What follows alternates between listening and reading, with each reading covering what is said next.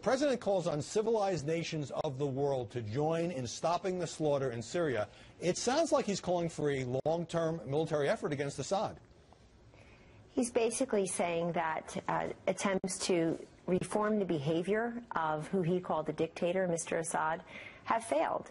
And he also really took the case to both Russia and Syria by noting that Damascus and Moscow had assured the world community that these weapons were gone, these banned gases, for example. We know that both countries have not gone along with UN resolutions. I think Russia has vetoed them 7 times to really denounce the actions of Mr. Assad against his own people. But I thought it was incredibly important to note that the president's address to the nation, and indeed the world the other night, Howie, was nonpartisan.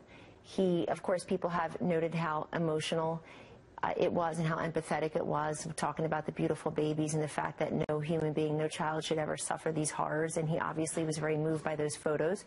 But he also made this decision based on the information that he had gathered from his national security team, and he made that decision in a very decisive, swift way, I think, to accolades right, left, and center. Yeah, and on that point, the other thing that was missing, I just wanted to point out, because I don't hear it a lot in the punditry this weekend, the other thing that was missing from his statement was any type of partisan rebuke of the previous administration. Everybody knows that Syria was, by and large, a failure under the previous presidential administration, but this president did not need to note that. He's looking forward, and he's calling upon civilized nations everywhere to stand against a dictator gassing his own people, including innocent babies.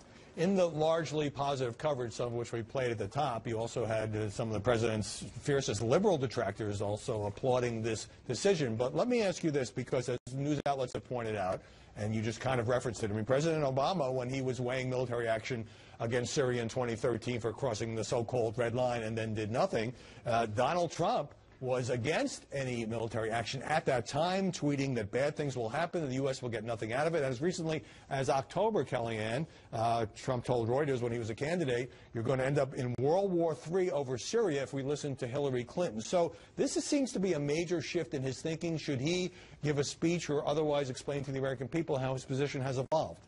If the president or his cabinet members wish to speak further on this, Howie, they certainly will. You see our cabinet members out in the Sunday shows today talking about this very topic, and I'll leave that to our commander-in-chief and president. But I will say this. He's now the commander-in-chief and president. He gathers information from his national security team, and the president has done exactly what he promised to do during the campaign, the transition, and since he's been sworn in as president. He said he would consult with his generals, and by that he means literally his generals, but also his entire national security team. You saw them there in the Situation Room, and he, of course, gets his daily presidential briefing, his national security briefing. He, of course, confers with his team on a consistent daily basis, a regular basis. So what somebody says or tweets long before their commander-in-chief and long before Assad goes and takes what appears to be a banned substance and uses it, weaponizes it against innocent people for all the world to see. That plus the information that he's been given by his national security team. He weighed the consequences and he took swift, decisive action. Even detractors like Nancy Pelosi, Chuck Schumer, other Democrats, right, left, and center, they commended his action because they see that it was appropriate, it was precise, it was legitimate and justified, but it was also very targeted to the incident at hand. No, it is certainly very different when you're commander-in-chief. And Hillary Clinton, who hours before the attack actually said she would be in favor of striking Assad's airfields, also said this: we cannot in one breath speak of protecting Syrian babies and in the next close America's doors to them. So will the president reconsider his position on Syrian refugees? Howie, the president believes that there should be a safe space in Syria for them. I mean, most Syrians want to live at home, and they deserve a safe homeland, as all people do, and as all Americans would believe that we do here. The fact is that if you talk to many Syrians, even those who are here, they wish to return home. And when Syrian babies come in, they come with, as Ambassador Nikki Haley said on a different show this morning, they come with Syrian adults, and we can't be sure because the vetting processes are not in place. We can't be sure what their intent is. And so I know some people who would like to not credit the president and legitimize his actions this weekend are moving on to that issue as well. But the president has made his position on this very clear.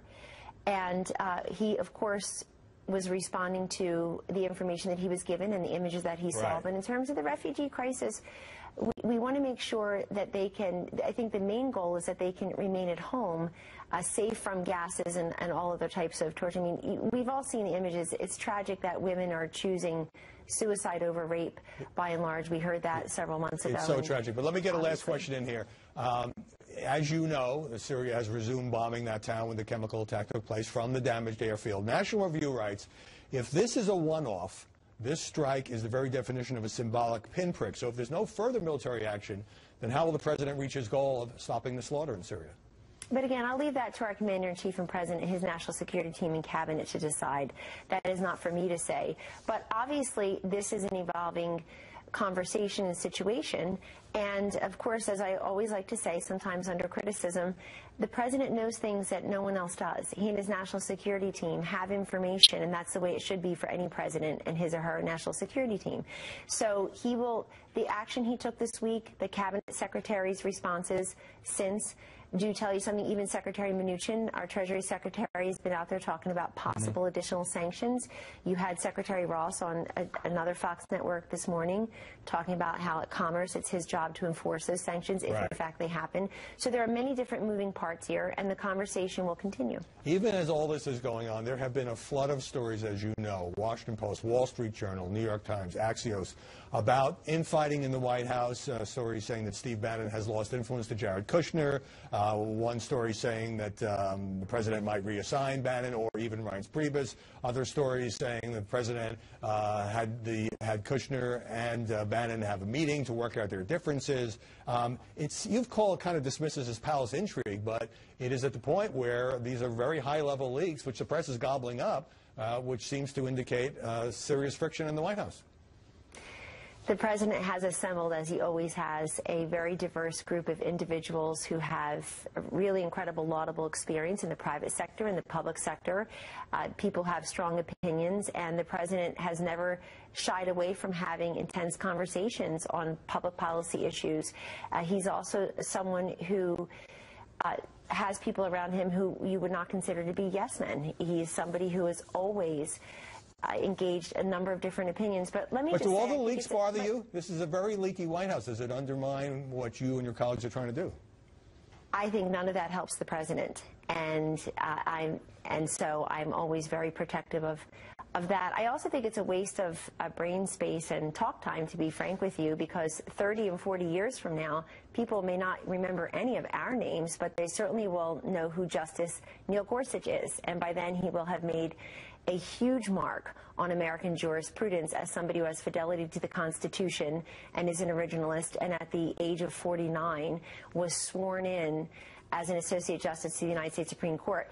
So what happened this week with the confirmation of Judge Gorsuch and the fact that Leader McConnell did a masterful job for over a year in keeping that seat open and shepherding Judge Gorsuch through, I think that's the thing that will impact generations, and it should not be an afterthought. It should not be a footnote on what has been an incredibly strong week for presidential leadership. It did unfortunately get overshadowed certainly by the attack in Syria, and Democrats would disagree on Mitch McConnell's tactics, but he will be sworn in tomorrow. Finally, on the congressional intelligence probes, President Trump told the New York Times this week that he believes that Susan Rice may have committed a crime through her role in unmasking him and some of his aides when they were picked up on foreign intercepts during the Obama administration. Now, whether or not she did anything improper remains to be seen, but should a president be prejudging the guilt or innocence of a former national security advisor? The most amazing thing about the Susan Rice story this week, though, is it's conspicuous by its absence in most of the network coverage. The idea that the American people don't have an interest in understanding what unmasking even means, that the media are duty-bound to explain what it means, when it's appropriate, when it's not, is the NSA an investigative agency. Ms. Rice gave interviews on PBS earlier, I guess last month, where she said that she doesn't know anything about it, and now she seems to be reversing course a little bit by saying she didn't do anything for, quote, political reasons. So I think there are many questions that have been raised through a series of answers and non-answers, but that's the key here. If you've got people so hepped up about, let's go have an investigation about this and that and the other, and yet they aren't even willing to suggest that perhaps they need to know more information about unmasking of innocent Americans through incidental collection. They do want to know that, and especially if it was during the campaign of the transition, which was political in nature. Right. Well, we will pick that up later in the program in the weeks to come. Kellyanne Conway, thanks for being here from New York on a very important news week. When we come back, our panel weighs in on the coverage of the president's military strike against Syria, and later, Senate Republicans, as we just spoke about, go nuclear and confirm Neil Gorsuch as the coverage of us in seeking to end the slaughter and bloodshed in Syria. As the fallout mounts over President Trump launching airstrikes against Syria, joining us now to analyze the coverage, Erin McPike, White House correspondent for Independent Journal Review. Molly Hemingway, senior editor at The Federalist and a Fox News contributor. And Margaret Carlson, columnist for The Daily Beast. Erin, the tone of the reports on this airstrike in the press, on all the channels, strikingly positive for Donald Trump. I believe when military action takes place, there's a rally around the president effect. Do you agree? I do. And in some cases, maybe there should be, because he took decisive action, which he has not been exactly known to do, at least from a commander-in-chief standpoint. So he deserved the positive coverage that he got. What I thought was interesting in the days that followed was that you heard some from the White House complain that the coverage then got negative, like what's next? Well, that's important to realize. Once you do launch a military strike, tough questions will follow. So the positive coverage is not going to last forever, and the White House should realize that. Molly, do you believe that much of the praise for the president, particularly from liberals who don't like this president, is because he was decisive and in the moment that seemed to be a good thing in the eyes of the pundits? I think there was a lot of frustration about how things were handled in Syria by the previous administration that was able to be brought out through this action. But it's also true, and this is particularly true with television media, that people in the media really enjoy war. They really enjoy military action. It's fun to cover. It's exciting to cover. And I think that that is something that people should guard against as we have this discussion about the situation in Syria, because there are many problems with, there are many questions that need to be answered about going to war before you do it. So the drama of covering Tomahawk missiles landing and that sort of thing, I mean, it's great cable news fodder. And you think the excitement over that might sometimes outweigh the sober judgments? Well, I thought we had this discussion back in the previous war about the problems that people had in rushing into it. And American people know that they don't have much of an appetite for getting involved in another Middle East war. I mean, you had Fareed Zakaria on CNN who has called President Trump a BSer, except using the actual word twice, saying this is, this is when he became president. Is the coverage also driven by a sense of moral justification, striking at Assad after gassing his own people? Just as the pictures were said to affect Donald Trump, I think it affects everybody, including the media. Sometimes we are human beings, as shocking as that might be. And the Pentagon gave out a piece of tape on the Tomahawk missiles, which showed in an almost continuous loop, because TV loves the pictures of something going bang. So you had that footage, and you had people, all of whom feel quite competent to talk about a war when it's drone strikes. And so put that casualties and so forth. But are journalists being skeptical enough, or at least we're starting to see the beginnings of skepticism about what happens next? Is there a long-term strategy? Where do we go from here in dealing with this 6-year-old Syrian civil war? Yeah, I think you're seeing that dominate the coverage this weekend. What is next? I do think it was smart for the Trump administration to put out the Secretary of State, Rex Tillerson, as well as the National Security Advisor, H.R. McMaster, who was obviously on Fox News Sunday. But all of these officials spoke to the media from Mar-a-Lago, where the president was this weekend. And the president actually made himself to reporters a couple of times. The New York Times noted that he came to the back of the cabin in Air Force One on the way down there And that was a good move for the administration to make these very senior officials available to press so they can answer some of those questions. And Nikki Haley as well. I still think, though, the commander-in-chief might think about addressing the country after ordering the Tomahawk missiles. Kellyanne Conway didn't tip a hand on that. But Molly Hemingway, you write that Trump's decision to attack Syria is at odds with his rhetoric over the last 4 years. Now, the media have certainly pointed this out, but it hasn't become a major issue. Why do you think that is? Well, I don't know. I think that has been part of the discussion, and it's appropriately part of the discussion. There actually is a case to be made for doing this type of strike against Syria that is not in contrast with the president's rhetoric during the campaign or all the way back to 2013. But he really did speak about making sure that we don't get involved unless there's a strong national interest. And I think this was something that his voters very much appreciated. You're going to have Washington, D.C. pushing for much more military action. And this will be something where it would be helpful for newsrooms to have more, be more in touch with that, again, that American attitude that doesn't really feel ready to go into a war that we're not ready to win or not having the strategy. Right, but some of the dissenting voices have come from Trump supporters who felt that he campaigned for non-intervention in the Middle East, America first. We were not going to get drawn in the way that Hillary Clinton might have. So that's interesting. I think that the press is very quick to cry flip-flop, except when somebody is flipping in the direction of a position that they support, which is, I think, is what's happening here with the strike. I think this has gotten some coverage, especially since there was a contrast with Donald Trump vis-a-vis Obama's actions and now. And we're going to hear more from Trump's base, because this is a readily understood and something that the base is going to feel, because no more foreign wars is something that his base really, they may not understand the budget going against them. They might not understand some other things, but this war they do understand. All right, let me get a break. Let us know what you think. Media Buzz at foxnews.com. Ahead, the president says Susan Rice, as I mentioned, may have committed a crime. We'll examine that coverage. But up next, Neil Gorsuch is in, the Supreme Court filibuster is out, and were journalists quite as concerned when Senate Democrats tried to kill the nomination by filibuster? Molly Hemingway, let me read you a little bit from 2013 when Harry Reid abolished the Senate filibuster for lower court nominees. New York Times editorial, democracy returns to the Senate. Dems did the only logical thing because of Republican obstructionism. Rachel Maddow, Republicans don't think a president named Barack Obama should be allowed to have his nominees on the federal bench. So do you see a little bit of a shift here depending on who's in the White House? Well, you see that both in Democrats and Republicans switched sides on their thoughts on ending the filibuster, but the media seemed to as well. And that is, it was pretty obvious that they had completely changed their mind on it. The hypocrisy seems pretty thick to me, and it is both sides, Margaret Carlson. Sean Hannity in 2013 called Reid's move one of the most lawless power grabs in the history of the U.S. Senate.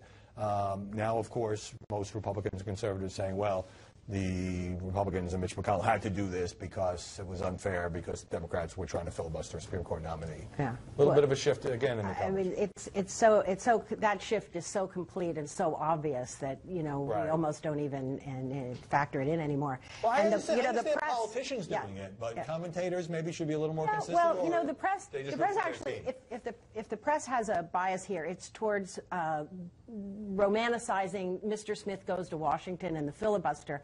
Oh, whoa, we can't let that go, and anybody who does that is a totally strong arm, and it's anti-democratic and so on. But as far as the actual parties themselves, they're going to do what's in their interest at the time and going to be criticized, Sean Hannity or Rachel Maddow, depending on where they sit. The Senate, go ahead. The reality is a Supreme Court confirmation is a much bigger story than any kind of lower court confirmation, and the press always acts like this. When something comes to fruition, like it did this week, that's when they finally start to cover it. So I thought all the coverage was interesting because you had so many reporters saying things like, this is the death of the Senate. It's not going to be the same thing anymore. A little hyperbolic. Right. But Senate tactics aside, do you think overall that the press, especially after the confirmation hearings, generally depicted Neil Gorsuch as a qualified candidate for the United States Supreme Court? Generally, yes. But the debate in the media seemed, I mean, it's obviously there was a lot of that in the questioning that week. But it moved to process, it moved to tactics, it moved to the filibuster. And then, as even Kellyanne said, it kind of became a footnote, even though this is going to have impact for at least the next 30 years because of Syria and other big stories. Yeah, the media did present Gorsuch as he was, a very qualified legal mind, a choir boy almost. But there wasn't a lot of pressure put on Democrats for their decision to vote against him and push this filibuster issue. And I think that that would have been something that they could have provoked a little bit more. It's so much easier being in the minority when you can just say no. Republicans now learning that as they try to govern. All right, ahead on Media Buzz. What's driving all these stories about Steve Bannon? Susan Rice had unmasked the identities of Donald Trump and his aides, picked up on foreign intercepts during the Obama administration. Many news organizations played down the story or just disparaged it. There is no evidence whatsoever that the Trump team surveilled or was spied on illegally. And on this program tonight, we will not insult your intelligence by pretending otherwise, nor will we aid and abet the people who are trying to misinform you, the American people, by creating a diversion. What if Dick Cheney had asked for the unmasking of names for Barack Obama's incoming administration? I mean, it's a very simple question to ask the next time anybody says this is much ado about nothing. This appears to be a story largely ginned up, partly as a distraction from this larger investigation. But what I think is so striking about this is Susan Rice is a well-known serial prevaricator. How is it that reporters aren't going nuts asking her questions about this?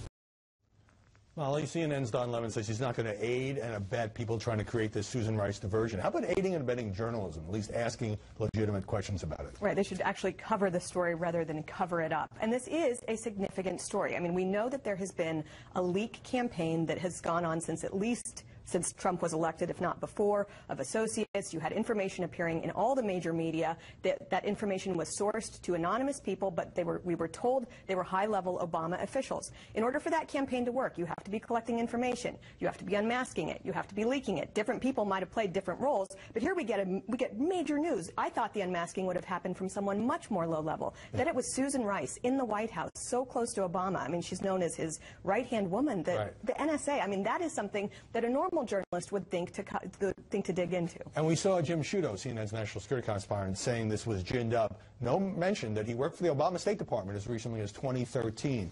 Margaret, what did you make of these other outlets, New York Times, Washington Post, ABC, NBC, either initially ignoring it or playing it down? And look, it's an open question whether she did anything improper, let alone illegal, but isn't it a story? It's a story, and it was covered. I think it cannot be covered. It wasn't covered on 2 of the 3 network newscasts initially. At all? Not. I mean, Don Lemon brushed it off, but I don't call him, he's not a news person. He's an opinion person. Jim Sciutto is the reporter who is supposed to be covering it, though. But the idea of having Susan Rice back out there is, for those on the right in the media, she can never be dismissed or disparaged enough, and it brings up Benghazi again. I mean, right. Susan Rice is a radioactive target in which you don't have to explain anything more, and if you don't kill her off with your commentary, then you're not doing your job. Right, let me play for you 2 interviews that Susan Rice did. One of them was with PBS's Judy Woodruff on March 22nd, and then after the story broke, she spoke to NBC's Andrea Mitchell on April 4th. I know nothing about this. I must say Judy is one of the most senior White House officials and the most senior responsible for national security. I found that report a bit perplexing. I was not aware of any orders given to disseminate that kind of information. The allegation is that somehow Obama administration officials utilized intelligence for political purposes. That's absolutely false. Did you leak the name of Mike Flynn? I leaked nothing to nobody, and never have and never would. So she went from saying I know nothing to saying, yes, I did this, but it was proper. Right. So what we know about this story right now is that she may have been well within her authority to unmask the names. She is saying that she didn't leak. It is a story. To go back on all of these points, Susan Rice's involvement here is news. What I think is important here is that you have Richard Burr, who chairs the Senate Intelligence Committee, as well as John McCain and Lindsey Graham, saying that she may be of interest and they might want to question her. That makes it a story that should be covered. We live in a country where you're supposed to be innocent until proven guilty, right. So we have to give her some benefit of the doubt, but we have to question her continuously. But Howard, you also have to separate unmasking and leaking. Right. I understand. She denied leaking. But if she spread it more widely in the administration, maybe that's why it leaked. I was also really struck by MSNBC's David Corn saying, well, maybe this is in part because she's a black woman. I don't see what race or gender has to do with this. Questions about Susan Rice's role. It has absolutely nothing to do with it, and it is actually completely inappropriate and should be condemned, such statements like that. But more than that, I think it's also true that the media have a little bit of a conflict of interest here. We have been participants in this leak campaign, and we do need to protect our sources. That's a very important function. There's a difference between protecting sources and then running interference. Obviously, the investigation is going to get pretty close to some media people since they were the recipients of the leaks, but that shouldn't affect our journalistic responsibility to just cover this story fairly. That's a great point. All right, Devin Nunes, there was so much controversy around him. We've talked about it. Everyone's talked about it for a couple of weeks now. The House Intel chairman recusing himself from this whole Russia surveillance Trump investigation after we had that whole spectacle where he went to the White House grounds, got classified information, it turns out, from White House aides, and went back to the White House the next day to brief the president on what the president's aides had slipped him or let him look at. Do you think all of the negative headlines